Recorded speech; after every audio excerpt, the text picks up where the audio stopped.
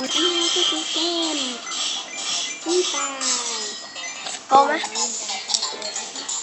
แห่งวิภาคนะดิ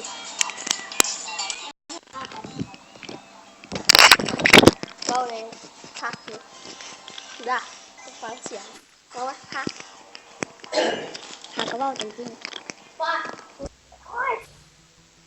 เอาละครับตอนนี้เราจะไปลงที่ดิมาส บิมัสกิไปแล้วครับคุณผู้ชมคนหายไปไหนไม่เห็นจะมีคนเลยโอ้คน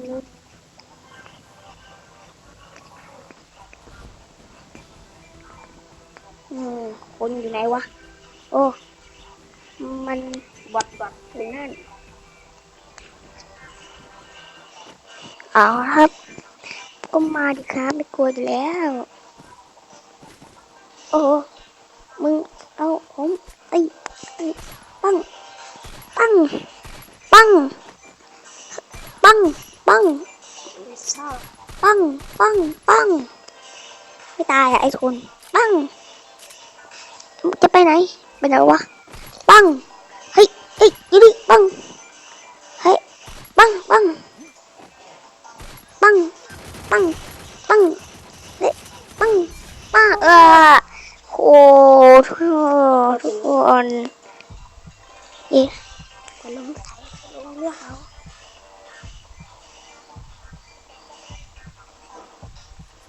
เอาละครับตอนนี้เราก็จะไปแล้วครับโอ้ตอนนี้เสียที่มากรู้จักกันแล้วออกที่เสียงวะเอาละครับผมจะไป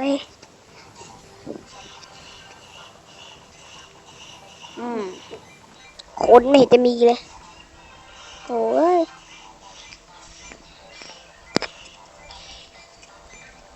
ไอสัตว์คนหายไปไหนหมด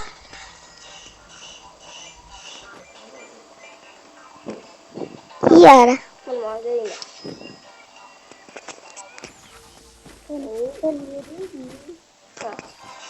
เอามากันดิเอาไว้สุ่มคนหายไปไหนเนี่ยโถ่เอ้ยรอไปใส่สุ่มเอาละครับถ้ามีคนงั้นผมก็ฟังของสบายเลยผมจะเล่นโหมดซุ่ม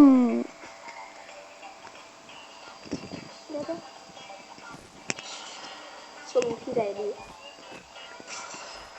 นะครับผมจะซุ่มที่พุ่มไม้อะสุ่มอะไรดี100 คนมาสุ่มที่ใดน่าจะบอนนี่ละกัน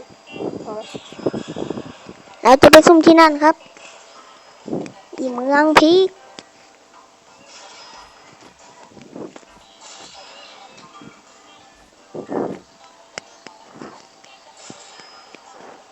วิ่งไปเจอคนนี่โชคชะตาลิขิตให้ผมสวยเลย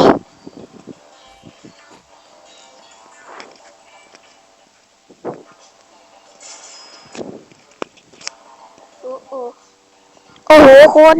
โหชะตาลิขิตให้ผมโชคร้ายจังเลยครับเราจะนำไปไหนแล้ววะ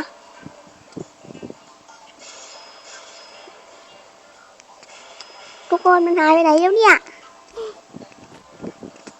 ก็สุดท้ายอย่าลืมกด subscribe และกดไลค์ด้วยครับกดกระดิ่งด้วยอย่าลืมเป็นกำลังใจให้จ้องอีกผมทุกคนหายไปไหนเนี่ยกลับดีกว่าโอ้โหไม่เห็นมันผมกลับละอยากไปเนี่ย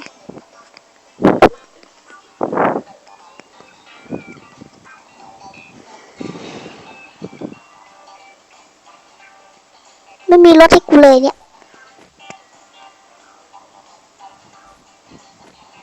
สัตว์รถหายไปไหนหมดผมว่าเมืองพีคน่าจะมีรถนะ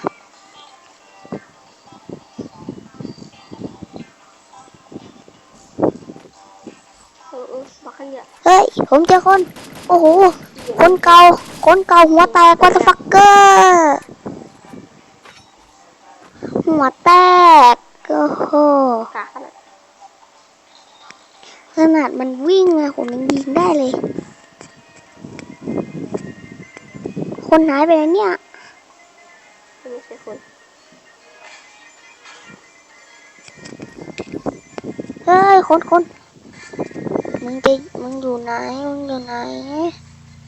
What the fuck รถครับลูกอีแบม เอ็กช็อตเอาละครับทั้งหมดก็มีแค่นี้ครับ อย่าลืม อย่าลืมกดติดตามกดกระดิ่งกดไลค์กด Subscribe เป็นกำลังใจให้ผมด้วยนะครับงั้นสำหรับคลิปนี้ บ๊ายบาย